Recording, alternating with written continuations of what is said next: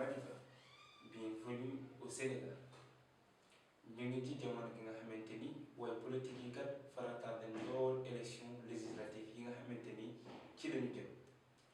waaye ñu gis ni kat dafa mel ni dañoo fàtte les priorités du pays. ñu ngi ci dëkk bi nga xamante ni tout est priorité te lépp a jàpp waaye suñu way politique yi dafa mel ni dañuy fàtte ni kat am na leneen lu politique ci biir Sénégal muy santé bi muy éducation bi ba ci sécurité wu réew bi tey jii nii domaine yépp dañoo nekk di souffrir. ñu gis ni suñu président de la république kat mu ngi ciy def ay jéego yu am solo waaye ba léegi politique bi mu ngi dominer li nga xamante ni mooy la vie de notre pays. suñu président de la république mu ngi ciy def ay jéego yu am solo waaye doyul comme chaque fois ni ñu koy waxee te tey jii nii ñu war a dund ci réew bi nga xamante ni la politique warut a nekk la première matière première de notre pays.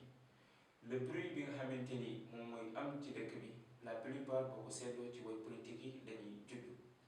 muy santé bi bu amee crise doo leen dégg ñu wax ci muy éducation bi doo leen dégg ñu wax ci ak yeneen problème yi nga xamante ni population bi mu ngi ci souffrir. loolu nekk loo xamante ni dafa war a jeex ci ñun réew parce que politique du métier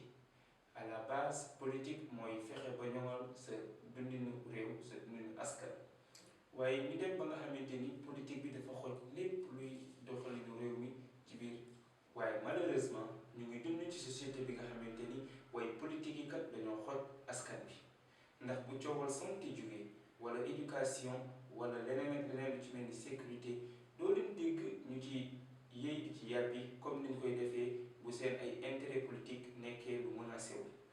te su fekkee ni à la base dañoo respecter le principe de la politique dans sa notion de définition majeure moo di fexe ba jàppale sa askan ngir mën a am doxalin bu ëpp li nga xamante ni moom la nekk tey jii nii kat jot na woy politique du Sénégal yi ñu defaraat bu baax seen toogaay.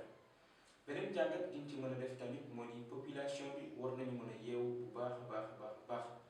ndaxte li nga xamante ni moo xew ci waawoon gannaaw si ba ko ñëpp naqarluwee tey jii nii dafa waroon nekk une source de motivation pour suñu ay woy politique ñu mën a defaraat seen ay toogaay xam ni kat les priorités du pays sont ailleurs que les intérêts crypto-personnels yi nga xamante ni kenn ku nekk si ñoom mu ngi koy dawal. waaye lu ñu gis mooy dañ ci wax benn jour wax ci ñaari fan def suñu deuil national après ñu delluwaat ci langue politique bi ku nekk di wax di xeex ngir de mën a am ay poste député fële ci assemblée nationale. loolu nekk benn problème boo xamante ni daf ñu war a interpeller ci ñu defaraat suñu relation avec les politiques dans ce pays là. on est dans un pays démocratique boo xamante ni c'est le gouvernement du peuple par le peuple et pour le peuple à la base loolu la war a nekk mais le constat est amer que aujourd'hui la population moom mooy souffrir des derniers ressorts yi nga xamante ni mu ngi am. aujourd'hui ñu ngi waajalaat lii di hivernage. les mêmes problèmes vont encore subsister malgré comme ni koy waxee chaque fois les efforts colossaux yi nga xamante ni l'état central mu ngi koy def mais ce sont des efforts qui sont insuffisants et parfois inefficients par rapport ak li nga xamante ni mooy besoin réel yi nga xamante ni mooy population bi. il faut que les gouvernants aujourd'hui ñu mën a jël seen ay responsabilités ñu wàññi politique bi ngir mën a concentrer wu si jafe-jafe yi nga xamante ni mooy askan bi tey jii nii kat. La population doit être la priorité parce qu'en réalité les gens sont fatigués dund bi seer na essence bi yokku na lépp loolu la ci réew bi tey jii nii dafa gën a cher. ñu ngi waajal événement wu tabaski tey jii nii pénurie de mouton ñu ngi koy xalaat am ndax li nga xamante ni xew na suñu diggante ak Mali ba nga xamante ni Sénégal dafa fermer ses frontières avec le Mali mu war a nekkaat beneen problème boo xamante ni mu ngi guetter dans l'avenir mais personne n'en parle parce que jotagul comme que nous les Sénégalais nous aimons les tendances nous aimons trop discuter sur li nga xamante ni mooy les actualités mais après bu am benn décision majeure wala des suivis majeurs yi nga xamante ni moom mooy am. c'est bien beau de faire les suivis mais il faut aussi savoir faire des suivis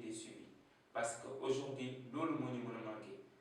manqué loolu tey jii nii ci suñu doxalin on sait les problèmes on peut trouver des solutions mais après on range tout